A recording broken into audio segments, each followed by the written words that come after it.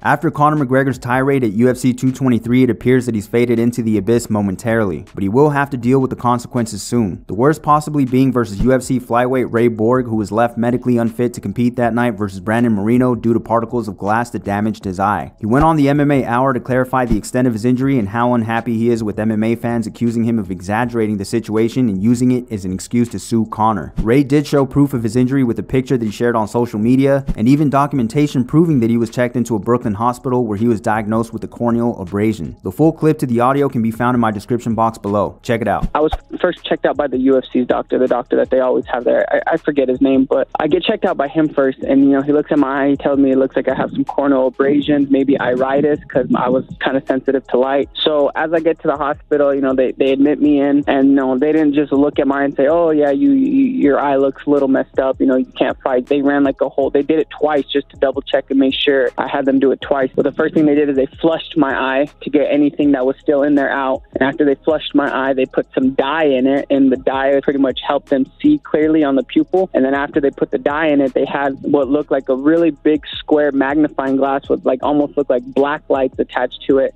And then they looked in my eye, and then as they looked into my eye, they said that I had multiple corneal abrasions, which was causing the irritation and a little bit of the blurriness that I was seeing. And then that's what they diagnosed me with. And even the UFC doctor told me that, it would be better within 72 hours. But I truly thought, okay, you know what?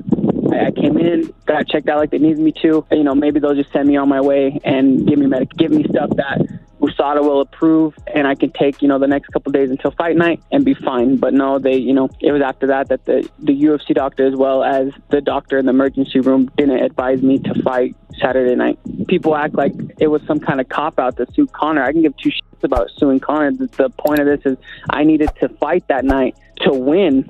I have mouths depending on it, not just for the sense of getting a title shot. I just had a baby boy.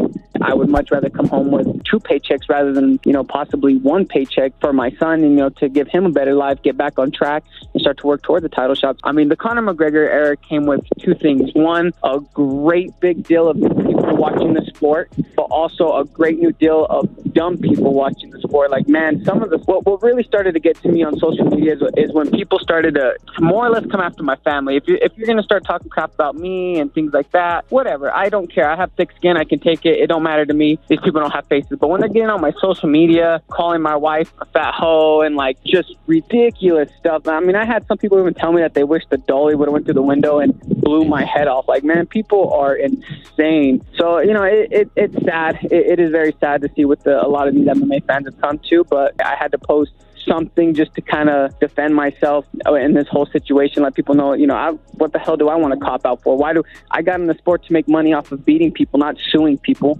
So, right. I just felt the need to defend myself. Luckily, Ray was able to rebook his original fight and is now scheduled for UFC Chile on May 19th. Khabib's manager Ali Abdelaziz was also on the MMA Hour and placed the majority of the blame on Artem Lobov for not standing by his word when Khabib confronted him in the hotel. Ali feels as a man, Artem should have admitted to calling Khabib a puss. Here it is in his own words. Artem is straight up a fucking pussy, because if I'm a fucking man and somebody grabbed me by the neck, anybody grab me by the neck. If DC grabbed my neck, I'm gonna fucking slap him. I'm gonna punch him. I'm not gonna allow the man. If you say you gangster, you this, let's be real here. If you allowed other man, you gotta deal with it. I'm not gonna fight for myself, but you're gonna get somebody else to fight your fight because you're gonna risk his family, his kids' money, his career, his legacy, because you are a fucking bitch. Can you defend yourself? That's what happened. Artem Lobov cannot defend his fucking self. He got fucking punked. Realistically, you are a professional fighter. You shouldn't be in the UFC. You are fucking 13-4. The only reason in the UFC, you should be cut from the UFC, and I think that will happen. He will be fucking cut. I will ask for him to be cut. He jeopardized the whole event. How the fuck? This guy's not even supposed to be in the UFC. You have to understand. Conor is the fucking past now. Khabib is the fucking future. Khabib will call the shot. I feel bad for Conor. I really do. Conor have a beautiful wife, a nice kid. His father is a nice guy. His mother, Conor is a good guy. I don't think Conor McGregor is a bad guy at all. Zero. Because I know a lot of people know him. But everybody around him, they so fucking afraid. Guys, fucking management saying, oh, it's confusion. What kind of confusion, motherfucker? Like, what kind of confusion? Misunderstanding. Shut up. If I'm his manager, I would send the fucking apology. I'm sorry. I was emotional. I tried to protect my teammate. I would send something for the fan. Screw Khabib, screw Dana, same for the fan who pay your bills. You understand? I think Conor McGregor is just a young guy with a lot of talent, with a lot of money, and have a whole bunch of fucking idiot. People are using him for his money, and all they care about is the money. But you understand, if you don't have a healthy, intelligent champion, his career is going to be short soon, and he is going to have no money in the bank, and his family is not going to do good. You think all these guys gangster? They not. Can you imagine if Khabib team was there? Oh my God. I know these guys. You have to understand, when I went back to the hotel, I have 200 people in the lobby, just in the lobby alone. The whole floor where Khabib staying. Everybody say, hey, let's go. I said, no, get the f out of here. I kicked everyone out. I got hotel security. I said, if you guys don't leave, I'm calling the cops. They were going to go look for them. Brother, of course, you got 2 million Russians live in Brooklyn. Yeah. You understand? And I'm telling you, it's a different breed. The rankings were updated after Khabib's victory on Saturday, and he's moved up 6 spots in the pound-for-pound ranks just above Tyron Woodley. Khabib's next opponent could be Conor or GSP, which are in the number 3 and number 2 spot respectively. We could see Khabib catapult his way into the top 5 before the year's end, and could see him as the pound-for-pound king by next year if all works out, as the lightweight division is recognized by most as the toughest division currently.